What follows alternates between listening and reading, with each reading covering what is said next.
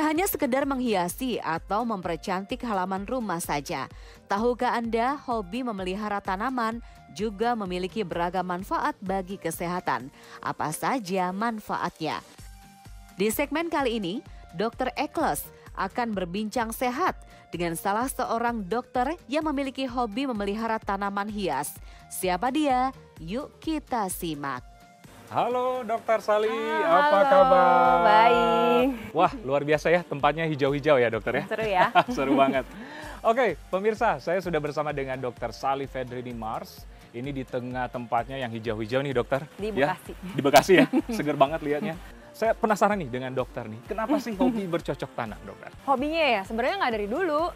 Terus mulai tahun 2018 saya baca art jurnal gitu kalau ternyata memelihara tanaman itu bagian juga dari kesehatan, bisa terapi juga, healing lah gitu.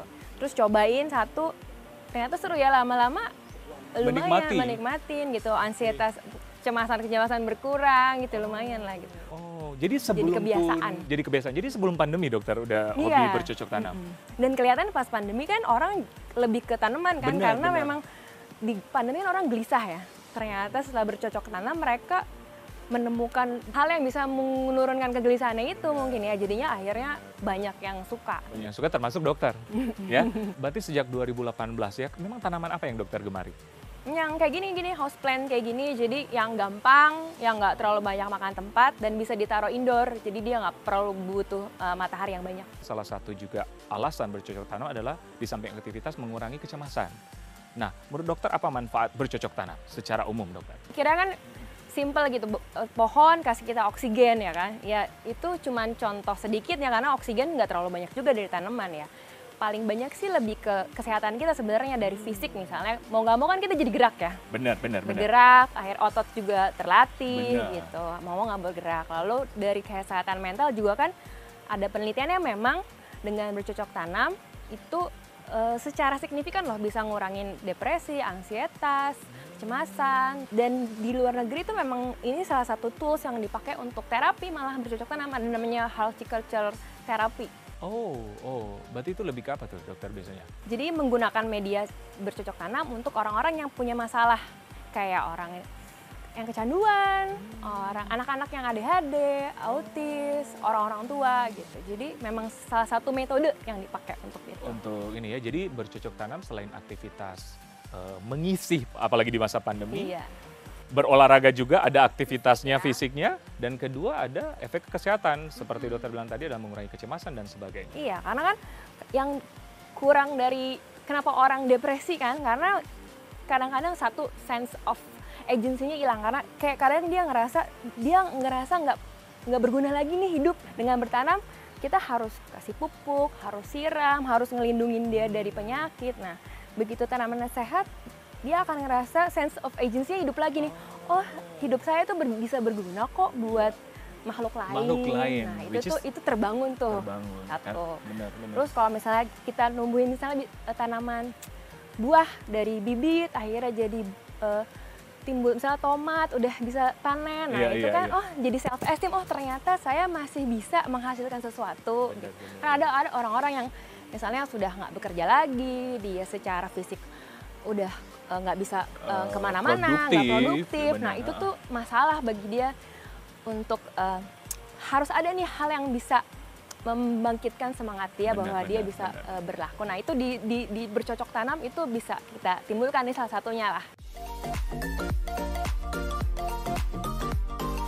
Oke, dokter ini banyak banget kan tanamannya. Kalau ini jenis apa dokter?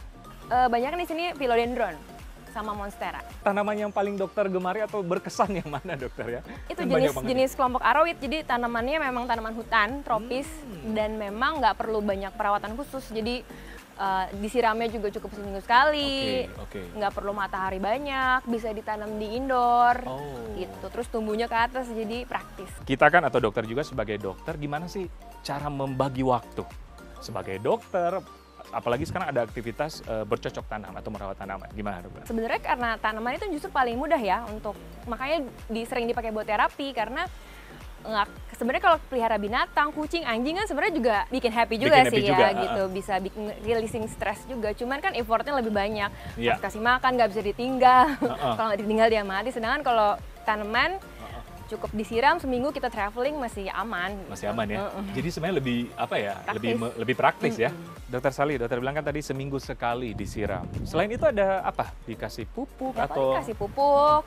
Itu pun bisa pakai pupuk yang slow release, jadi tinggal taruh bisa 6 bulan. Oh gitu? Iya. Wah, enak Terus, banget ya. Enak. Paling supaya nggak kena hama gitu, Iya, aja. itu Sih, seperti semprotan hama sedikit gitu. Udah, paling itu aja. Semprotan hama biasanya apa? Sehari sekali atau? Kalau perlu sih, kalau di indoor malah hampir jarang ada hama ya. Jarang ada hama ya. Tapi mungkin ekosistemnya, lingkungannya. Kalau Ya, saya lihat ini paling ada... dia harus humid kelembabannya, karena ini di hutan kan lembab, hutan Iya. tropis. Bisa sih di kering tapi Iya. tumbuhnya nggak maksimal. Nggak maksimal. Jadi kalau bisa humidity-nya di atas 60 derajat. Oke, nah itulah ada ini ya kelembapan ya. Ya, suhunya juga nggak boleh kena matahari langsung karena dia bisa gosong. Ada kan masyarakat beranggapan atau mitos-mitos di luar sana, jangan memelihara tanaman di dalam kamar misalnya, karena berbahaya katanya bagi kesehatan. Takut Gimana, rebutan dokter? oksigen ya. Iya, gitu. Iya kan kalau tanaman katanya kalau misalnya pagi dia ngeluarin oksigen, kalau malam dia ngambil oksigen dan ngeluarin CO2, CO2 ya, iya. itu respirasi tanaman. Cuman ya nggak segitunya, nggak akan banyak banget lah gitu, nggak sebanyak itu. Iya. Yang diambil nggak akan mungkin rebutan sama kita gitu. Tapi kalau cuma tumbuhan kecil atau tanaman Iya. kecil, saya rasa gimana juga tidak berpengaruh ya. Enggak, kalau tumbuh oksigen kita aja kan sebenarnya kadarnya cuma 20%, sisanya nitrogen, kita nggak keracunan tuh. Ya kalau cuma beberapa pot di kamar ya harusnya no problem. Terhijau-hijau ini menyejukkan mata ya. Apalagi yang ini apa namanya, Dok? Anthurium dorayaki ini silangan orang Indonesia nih. Oke, dokter. Nah, ini kan memang menyejukkan mata ya. Tapi apa sih tips merawat tanah atau bercocok tanam sehingga bermanfaat untuk kesehatan? Yang penting sih satu, rawat sendiri, jangan nyuruh mbak yang rawat ya. Iya, nggak bergerak dong ya? Nggak bergerak, tetap Oke. harus bergerak.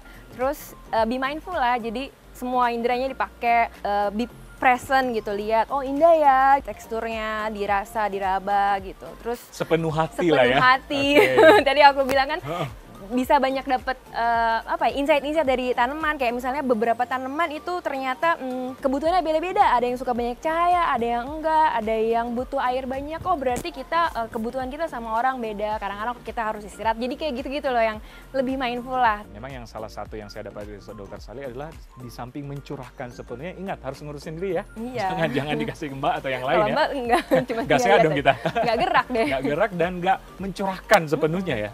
Dan Iya. sering kena, karena kita kan lupa nggak kena panas matahari ya. Ini mau nggak mau kita panas-panasan, vitamin D-nya juga dapet ya kan. Nggak terasa udah berjemur. Berjemur ya.